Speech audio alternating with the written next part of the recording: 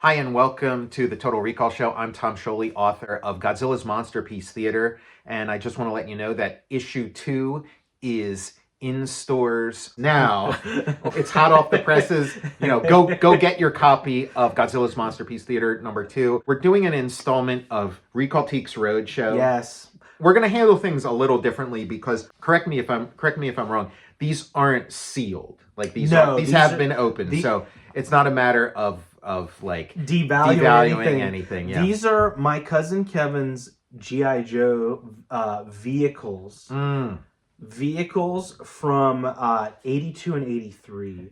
Okay, I can't wait to see these. And that is like a very sought after era, and those particular things are pretty sought after. And especially if you have the box. That's the thing I've learned recently is that which is a shame because I always throw out the boxes. Yeah. But if you have like a vintage toy with the box, you've just upped the value so much. Like it's a little ridiculous, but again, it does feel like, sometimes you go to those stores and they have like a baby pool full of like action figures, and it's like, it's like free for $1. Exactly. I love those too. Yeah, me too. You find some cool stuff in there, but it does seem like it's just a barrel of junk. Where if you have the box, it's like, ooh. It's centered. Yeah. So my cousin, I think my uncle found them, or somehow came back into these. They're not all of his toys, but they're a small smattering. We're your cousin's toys when he was a kid. Yes. And he, for whatever, he doesn't want them anymore. He doesn't have the space. We're having Christmas. Okay. And he said, I found a box of my old G.I. Joe figures, and immediately and he's like, and I was just going to get rid of them. Yeah. And I was like, can I? and then my cousin Anna was like, Matthew's over there with a flashlight, looking through the box. And I was salivating. When he says get rid of, was he just going to throw him out, or was he going to give him the Goodwill or something? I think they're going to take him to Goodwill. Okay. And I scooped them up, and I immediately thought a little take them to the Roadshow. Well, I mean, the Recalltiques Roadshow. Very cool. I mean, some of these G.I. Joe things, especially if you have the box, they can be 1,000 plus. Yeah. So I assume you're going to treasure these. I am. Keep them forever. One in the archives. But if you ever do sell them, you gotta and it's that kind of big money. You gotta give a little kickback to your cousin. I had some cash, and my little cousin was like, they're like, Matthew, get. And I was like, he knows they're going to a good home. Okay. So this was your little cousin's stuff? No, this is your older my older cousin. There's 3 pieces, okay. and one has a box. I gotta see this. Tom, it's the Mobat. The Mobat. Oh my god! Wow, I've never held a Mobat. I've never seen it in person. Look at that! It's gorgeous. Isn't it a beauty? Wow, it's a quality toy. Yeah, look how it's held up. Yeah, and it's got that nice plastic. It's got the kind of plastic that the Bandai stuff would use. Is it battery powered? It is battery powered. It takes 2 Ds. There's none in there. That's hilarious when you get these old toys that have the D batteries. What do you get? A D battery, and it probably works for 2 minutes before the battery's completely drained. Rubber treads. Yeah, Look at that. Yeah, it's got. So that's what the motorized sound would. Can you believe this? Be. I almost lost it, Tom. Wow, the Mobat, and we just, what? I don't know if we've posted the episode yet, but we did a G.I. Jonesing episode which premieres the Mobat. The Mobat in New York City. Yeah. And unfortunately, Steeler that came with him is long gone. Oh, that's Steeler, yeah. And I'm obsessed too. In Transformers vs. G.I. Joe, Steeler is speaking like a Yinzer. Yeah. He's clean off these battery contacts and then see what happens. So I guess is there an on-off switch, or does it just go? That I am not sure of. I haven't explored really looked over it. But I looked online and to see like what oh, that thing was giving me trouble before. Yeah, okay. We'll just leave it off for now because I don't want to break. But I mean, the plastic seems like it's in good shape. And yeah, I love the sound of those treads. I mean, when you get this thing all powered up, when you finally track down some D batteries, did you find a switch on here, an on-off switch, or does it just go? It might just go. You know what this? Or if you turn something, but the batteries, I assume, just make it go. Like maybe the turret moves while it's going. Like this turret, this also moves here too. Yeah, it goes up and down here, and then you have this little. Isn't that awesome? This is incredible. Again, it's like an iconic toy. And from reading all those G.I. Joe issues, like feel the heft. It's all over. Yeah, it's the real deal. Like, how exciting would it be to get this? He said he played with it. I mean, he played with it a ton. Yeah, I never had any of that. Like, I had G.I. Joe figures, and I had like that one. I think it's called like.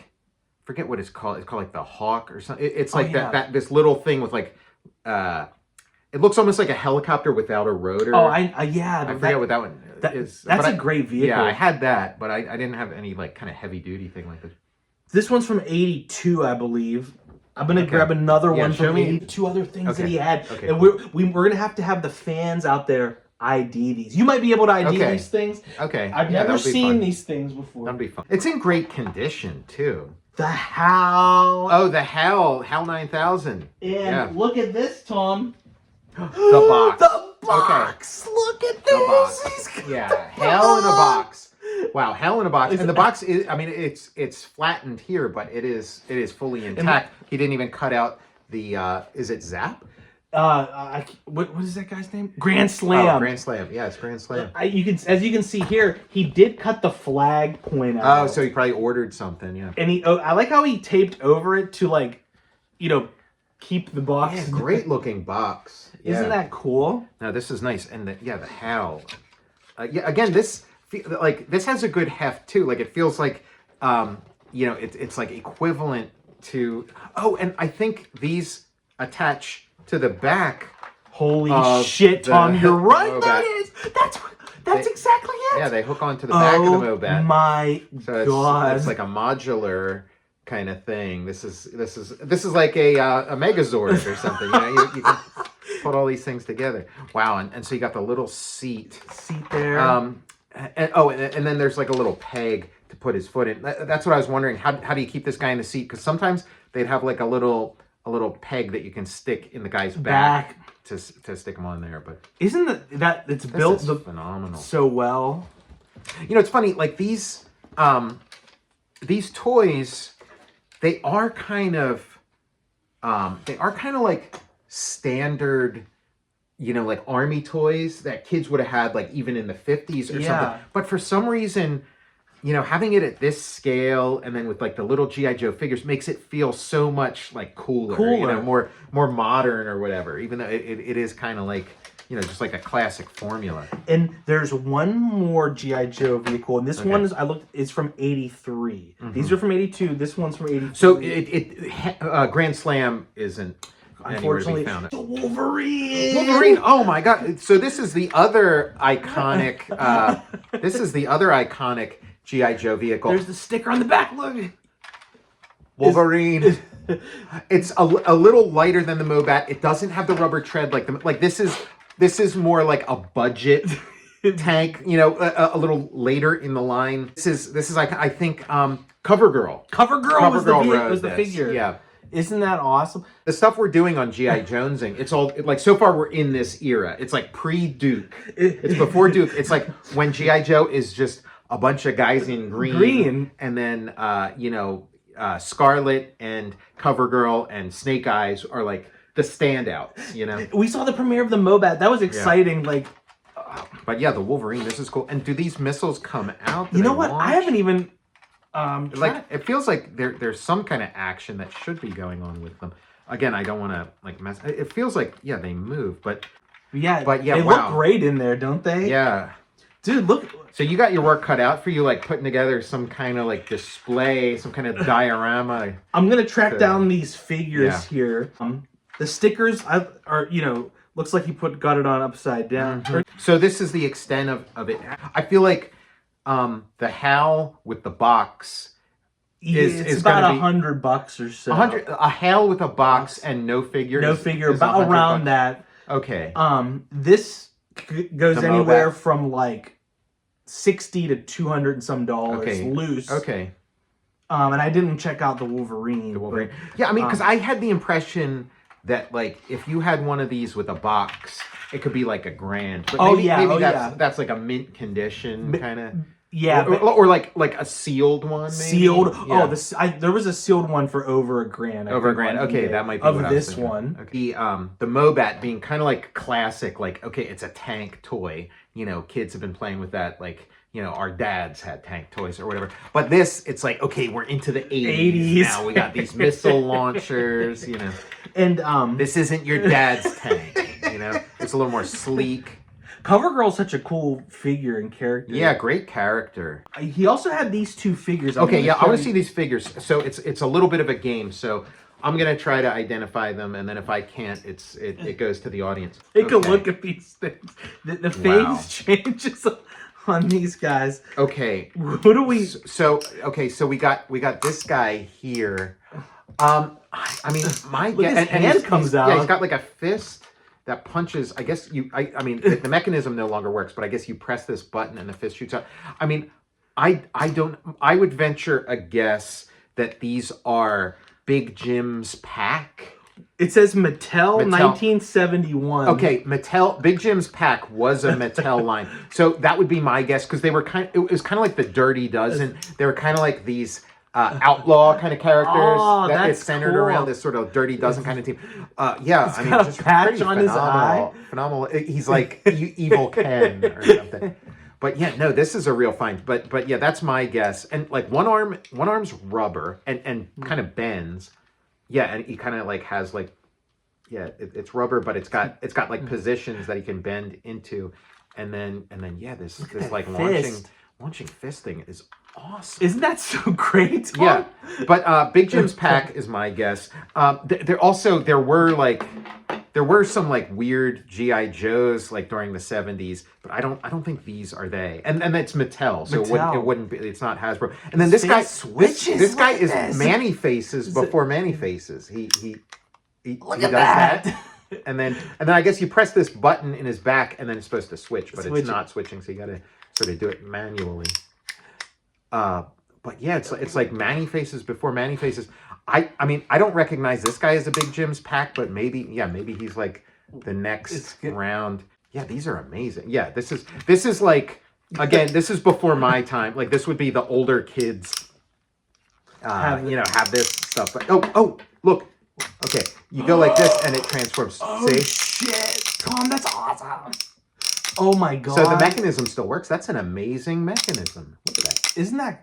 That's so neat. Imagine if Manny Faces did it. Like Manny Faces kind of sucks now seeing this guy. I kind of like want to find this guy's like wardrobe. Well, that's the cool thing. Like you could probably, I mean, he's about the size of, I mean, it's Mattel.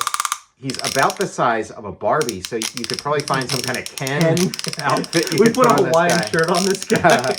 I'm sure Ken has some kind of like bondage gear or something. I like how he's got his tidy whities. Yeah, I mean it's the skid 70s. Marks on the back. Yeah, that's the name of this character, Skid Mark.